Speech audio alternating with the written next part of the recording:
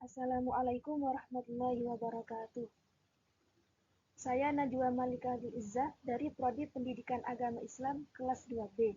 Di sini saya akan mempresentasikan tentang filosofi media pembelajaran. Filosofi media pembelajaran adalah pemikiran yang mendalam yang menjadi landasan penggunaan media pembelajaran. Selanjutnya ada kerucut pengalaman Edgar Dell.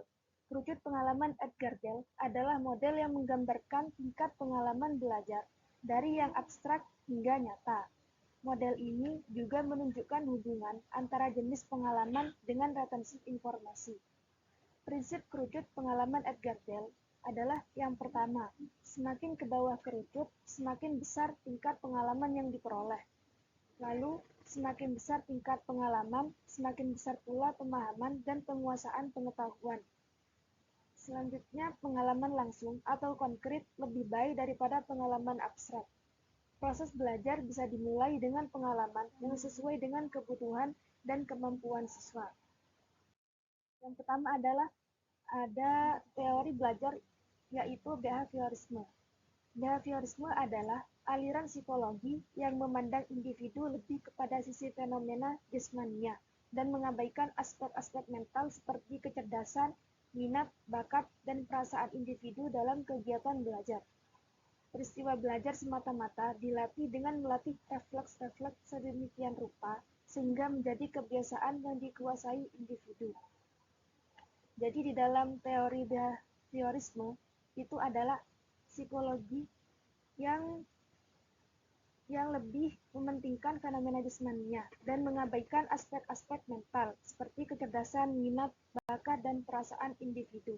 Sehingga dalam kegiatan belajar itu melatih refleks-refleks sedemikian rupa sehingga menjadi kebiasaan yang dikuasai oleh individu. Teori belajar behaviorisme merupakan teori tentang perubahan tingkah laku sebagai hasil dari pengalaman. Teori ini berkembang menjadi aliran psikologi belajar yang berpengaruh terhadap arah pengembangan dan praktik pendidikan serta pembelajaran yang dikenal sebagai aliran behaviorisme. Aliran ini menekankan pada terbentuknya perilaku yang tampak sebagai hasil belajar. Jadi yang lebih ditekankan dalam teori belajar behaviorisme itu adalah perubahan tingkah laku sebagai hasil dari pengalaman. Dan aliran ini juga menekankan pada terbentuknya perilaku yang tampak sebagai hasil dari belajar. Teori behaviorisme menekankan pada kajian ilmiah mengenai berbagai respon perilaku yang dapat diamati dan penentu lingkungannya. Dengan kata lain, perilaku memusatkan pada interaksi dengan lingkungannya yang dapat dilihat dan diukur. Prinsip-prinsip perilaku diterapkan secara luas untuk membantu orang-orang mengubah perilakunya ke arah yang lebih baik.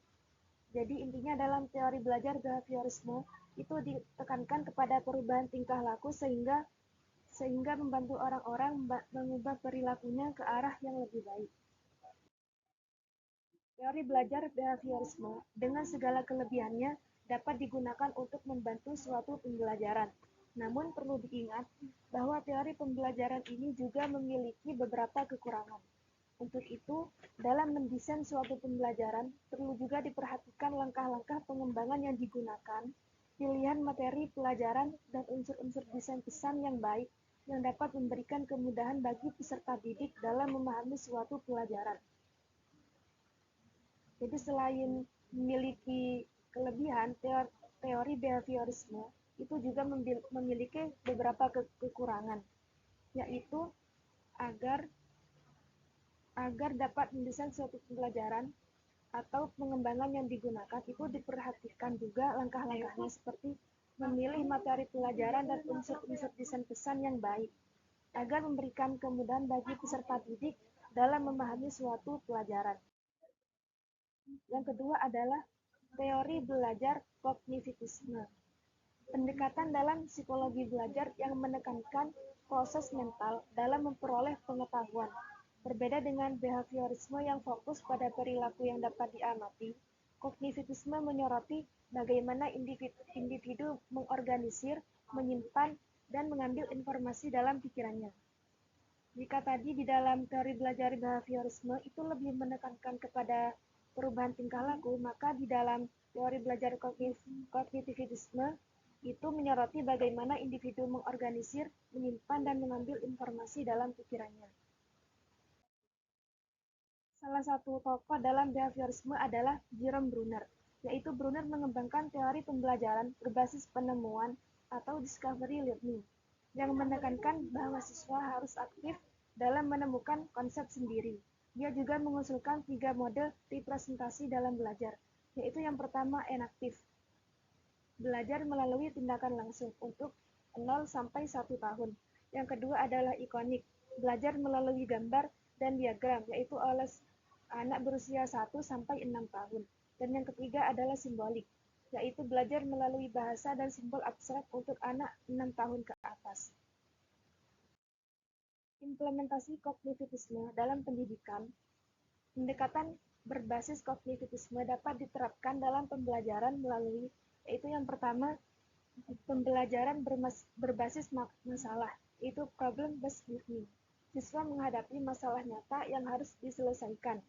Yang kedua, peta konsep atau konsep mapping, yaitu membantu siswa mengorganisir informasi secara visual. Yang ketiga, strategi metakognitif, yaitu mengajarkan siswa untuk menyadari dan mengontrol proses berpikir mereka sendiri. Jadi yang dapat diterapkan dalam teori belajar berbasis kognitivisme, yaitu melalui pembelajaran berbasis masalah. Jadi siswa itu bisa menghadapi masalah nyata yang harus diselesaikan. Yang kedua yaitu peta konsep, dan yang ketiga strategi metakognitif. Yang ketiga adalah teori belajar konstruktivisme, yaitu adalah pendekatan dalam psikologi belajar yang menekankan bahwa pengetahuan dibangun secara aktif oleh individu berdasarkan pengalaman dan interaksi dengan lingkungan. Prinsip utama dalam teori belajar konstruktivisme adalah yang pertama, belajar adalah proses aktif, yaitu dalam konstruktivisme, belajar bukanlah proses pasif menerima informasi, tetapi melibatkan eksplorasi, pemecahan masalah, dan refleksi. Yang kedua yaitu pengetahuan dibangun berdasarkan pengalaman, yaitu siswa tidak hanya menghafal informasi, tapi juga membangun pemahaman mereka sendiri berdasarkan pengalaman yang mereka alami. Yang ketiga, belajar bersifat konseptual, yaitu pemahaman lebih mudah terjadi ketika materi pembelajar dikaitkan dengan situasi nyata. Jadi prinsip utama dalam teori belajar konstruktivisme itu adalah bahwa belajar bukan hanya proses pasif, belajar juga melalui pengalaman yang mereka alami dan belajar dari situasi nyata yang terjadi ketika materi pembelajaran dikaitkan.